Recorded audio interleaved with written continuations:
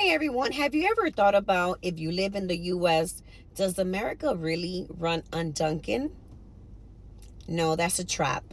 We don't run on Dunkin. We run on debt. Why do I say this? When you're 18, at least when I started going to college, they had this little booth or people standing outside in the hallways in the college trying to get you to apply for a credit card. 18, mind you, 18 years old. Okay, you go on ahead, you're excited, you apply. You start there. Now, most of everyone's dreams is to go to college, right? They tell you, your parents tell you go to college. If you want a good paying job, you go on ahead and you do that because hey, that's that's the goal. That's everyone's goal, right? You want to become an attorney, a lawyer, a doctor, a registered nurse, a teacher. So go to college. Go get your education, go to college, and blah, blah, blah, blah. You start maybe applying for the credit card when you're young, whether you do or you don't. Mainly, when you go to college, you are already in debt. And how old are you when you're normally in college? Right after high school. Okay, you graduate, let's say you pursued your master's, your PhD. Forget about it. Forget about it. You're even more in a hole. And I can speak for myself because that's me. Additionally, hey, I want my dream wedding. I want a wedding. So now you're in debt with your college.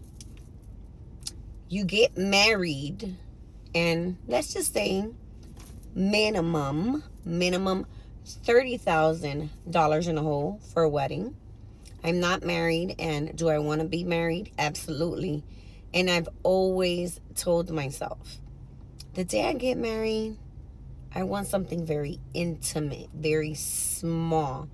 I rather invest money, that wedding money that you can be investing in a beautiful, lavish. I mean, who doesn't want a beautiful wedding? Hey, I'm not telling you don't do it and no, and I'm against it. No, I'm just saying I'm thinking logically. The day I do get married, I want something very small, very personable. To me, it's more intimate, it's more, I don't know, it's more personal.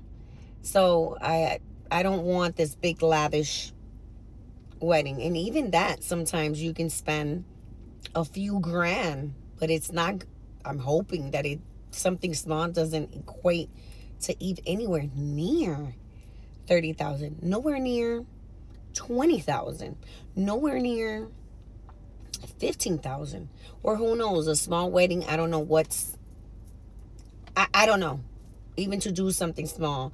I mean, if I'm talking about small, you're talking about, hey, a backyard of a house or something like that. I mean, that's small, or even elope. But I've always wanted, like, at least the people closest to me, which is like very good friends and family, and a nice little dinner, and definitely go take some, some beautiful pictures for memories, and go somewhere nice. That's the goal, and that's a few grand. But like, again, I'm not talking about. I'm probably even just pushing 15,000 because, granted, you have to spend money. So I'm going to say, I don't know what's small. Anything small is probably not even anywhere near that. It's a lope and that's it. But anywho, that's not the topic here. I'm just hypothetically speaking.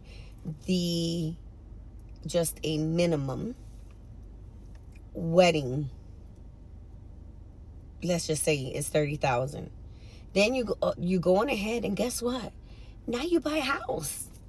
Minimum at least, let's just say, here in Miami, houses are going for high 400,000 to 500,000 minimum, and that's just quotation mark, hypothetically, right? what am I talking about? You're talking about college debt, you're talking about a wedding, and you're talking about your dream house. Let's not even talk about vehicles. Is that that's not is that running on Dunkin? Or is that a debt trap? That's a debt trap. I personally, granted, I can speak about it because credit cards. We need credit cards, right? You need credit is important. Credit is important. That without credit, I think credit, in my opinion, is more important than money. You can get a house, you can get a car with credit. You can have all the money. You can have an 800 credit score. And guess what? I mean, and again, some things are even. You can have the 800 credit score, but you still have properties, you have loans, you have this, you have that. They're still going to look at all of that. They're still looking at all of that. But again, credit is important. That's needed. So now you have the good debt. You have bad debt. Bad debt is what? School loans. That's bad debt. Because guess what? You're taking a loan that's not making you money. Okay, you probably went to school to become a lawyer and doctor. That's your career. But guess what? You're still ditching out a chunk of money from your paycheck, your earnings, to pay that back. Now, what's good debt? If there's such thing, there is such thing as good debt. Now, something that's giving you money in return. For example, you may have an Airbnb. You may own a property and you're doing Airbnb. That's good debt because now you took a loan to invest it in something that's giving you earnings, that's returning you money, some sort of business. So real estate is good in that aspect because if you are into investing, if you are into flipping, if you are into like the real estate market, Airbnb, that's giving you return. So that's what I mean about the good debt. But anything beyond that, like I just mentioned, that's all bad debt. And here we are as Americans. They tell us, oh yeah, we run on Dunkin. No, we don't. We run on damn debt. That's what we do. Yet, you have to bust your butt. That's normal, right? You have to work hard to get what you want. Yet they tell you sometimes, some people may tell you, you know what? Not what people tell you, but what I've been seeing a lot is people with the money they're making here in the U.S. and taking their money elsewhere, outside of the U.S., retiring outside of the U.S. because it's easier. You can get your money and be living in Thailand with maids, you name it.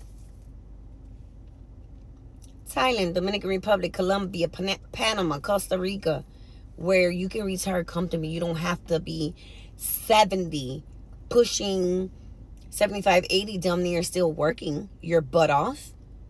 That's the life here in the U.S. where you're working. You go to Publix, which is a supermarket out here, and you still see the elders that are retired trying to, bagging up groceries to make ends meet. Well, yet you can take that money and retire somewhere else and live like a king or a queen. America doesn't run on Dunkin'. We run on debt.